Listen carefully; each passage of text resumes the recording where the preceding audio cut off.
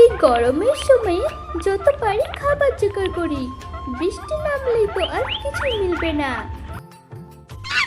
তো হাসি আর বলে, আরে কুটি, এত কাজ কিসের জন্য?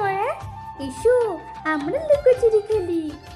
না না, তুমি খেলো বান্টু ভাই, আমি একটু বাদাম জমাই।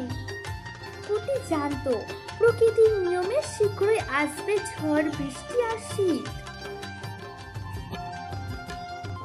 বানর তখন খুব মজা করতে থাকে আর কুটি একটু একটু করে খাবার সংগ্রহ করতে থাকে।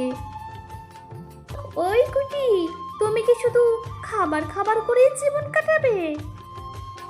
না, কিন্তু খালি পেটে খেলা হয় না তো, এই জন্য। একদিন হঠাৎ বৃষ্টি নামলো, গাছের ডাল ভিজে গেল, মাটি কাদায় ভরে গেল।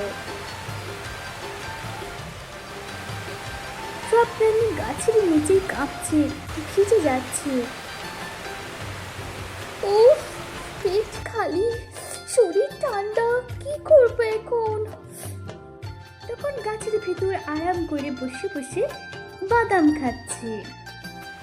বান্টু ভাই, যদি চাও এসো, আমার সাথে কিছু খেয়ে নাও।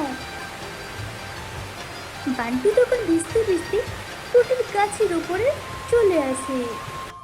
বান্টু লজ্জিত গলায় কুটিকে বলে, কুটি, তুমি ঠিকই বলেছিলে, আমি তো সময় থাকতে কিছুই করিনি। কুটি তখন মুচকি হেসে বলে, আজকে থেকে তুমিও শেখো, খালি মজা নয়, ভবিষ্যতের কথাও ভাবতে হয়।